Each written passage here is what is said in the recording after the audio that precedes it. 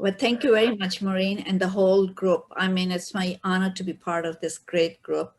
It's very true that as the COVID actually brought some new way of connecting with the world, I have, as you mentioned, very kind introduction. I just sent it my bio. I mean, it's so kind of you that we believe that that's giving so much for the rest of the world.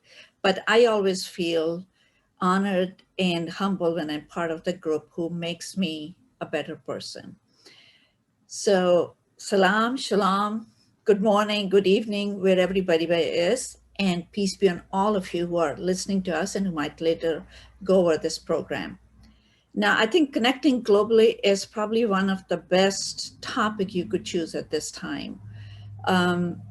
We never thought, as a physician, I never thought that I would live through a pandemic, which happens like a lifetime after 100 years. It has also shown us how close we are and how we have to help each other. Every day, wake up and I say, okay, hopefully we'll have the treatment, we'll have the cure, and we'll have vaccination, and then we can go back to where we were. But I think in some ways our world is now changed, and we'll be connecting more and probably will be more compassionate. Here at St. Louis University and St. Louis Interfaith, we have come up with this idea of compassion for the rest of the world. So I was asked to go briefly, what is my journey through the interfaith? As Maureen mentioned, I'm originally from Pakistan. I came to United States about 40 years ago. I grew up in a very educated and progressive family. And growing up, I still remember my mom used to say that we are Muslim, but never ever think less of anybody else's faith. Because that's equally important for them too. And the prophets have come all over the time, and that's where the beliefs are. I came to States, and at that time, I think Muslims were basically under the radar. A lot of people did not know what Islam, or very limited knowledge of that. My daughter was born. Because of her, I started getting more involved teaching. There were a few children. I started teaching them. And then in 2001, as you mentioned, I was the chair of Islamic Foundation of Greater St. Louis, their board of directors. And in August, they told me that you have to go and join Interfaith Partnership as an ex officio because you're the chairperson. And I went and joined them in August. And as I know, just after about 4 weeks later, we had 9/11.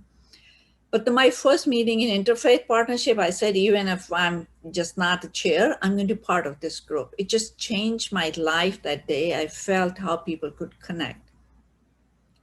And I've been part of that since then, and I've been humbled to serve in different positions, as you mentioned.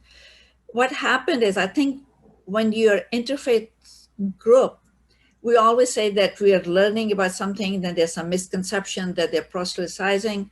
Actually, most of those things don't happen. The most important thing which will happen is you start learning more about your own faith. Lots of times a question will come up, and which I took for granted, I will say, okay, that's why I do it. And when they ask me why you do it, I had to go and read. And I think I read about my faith more since I've been part of interfaith relationship. And after 9/11, actually, we were called a lot to come and give talks about what's Islam, what is interfaith relationship, where we stand from that.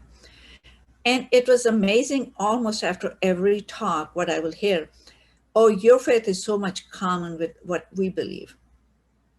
All faiths teach us the same thing, how to be, help each other, how to respect, don't steal, don't kill, everything. We have our rituals are different. We have a little bit difference. For us, the most sacred day is Friday. For our Jewish friends, it's Saturday. For our Christian friends, it's Sunday. We have all our own beautiful days, but then we also have much more common. And what I always say, there's a common ground after we look at from that outside that we can work together. We believe in each other. When you look at, we have this combined studies between Torah and Bible and Quran. And when we come up from those, there are lots of stories the same we have been repeated in those three different scripture, and we'll be surprised how much common from there.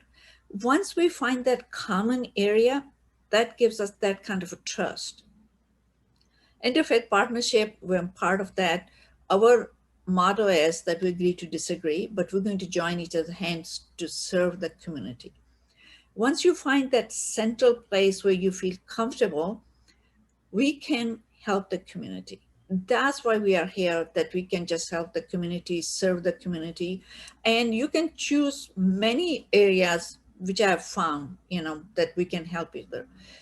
One, I can give you example. On Christmas Day, we came up, this has almost been like 9 years, that we say our Christian friends are busy, so Jewish and Muslim friends and any other faith group they want to join, we have lots of projects, and we go and visit, nursing home, we go to our law enforcement, we have meals for homeless. These are the idea you can come up with. And what happens after that? We have developed this long-lasting relationship. We understand each other. We learn from each other. And as I said, I learned more from my faith. There are lots of things I grew up, I figured out eventually that those were all, or some of them were cultural. People have misunderstanding about Islam, but I also had misunderstanding about Judaism. I had misunderstanding about Christianity. And all those things, once we talk to each other, we can correct each other. Now, I also give this, that every faith, I say, I give you this right to believe that you have the whole truth, but you have to give that right to everybody else too. And what that gives us, that when I come there, I'm coming with this, that my faith, my ideas being respected. You don't have to agree to what I believe in, but I can for sure stress on that I will hold your hand. I'm going to help to make community where I live, community at large, our country, and international a better place, whatever I can do. That have my promise to everybody. And I also, if we have this misunderstanding, let's talk to each other.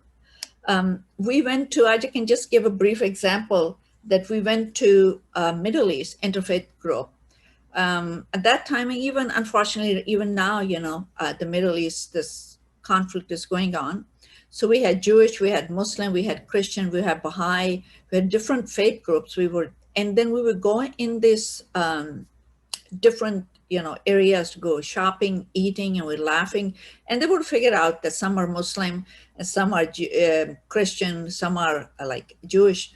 And one person said, who are you? And then we explained to them, this is the group. And I still laugh about that. He just shrugged his shoulder. He said, it can only happen in America. I said, no, it happens everywhere. As when we give the space, we welcome people in our life, we find lots of places that we can work together. So compassion now, I think Interfaith, what I would say, open up our hearts from understanding each other.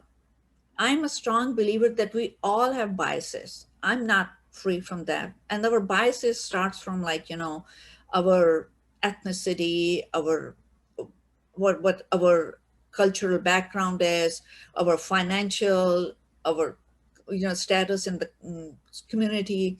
Then we go through our faith, then we go which country, or all those.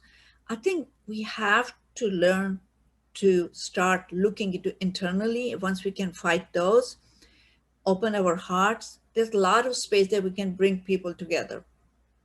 All of those faiths, we have lots of things which we share and we can work together. And nowadays, I think with this COVID, I think interfaith relationship has a very strong place, that we talk to each other, bring that solace to people, and wherever it's needed, we should do everything. I'll stop here. Anybody will have a question, I'll be happy to answer that.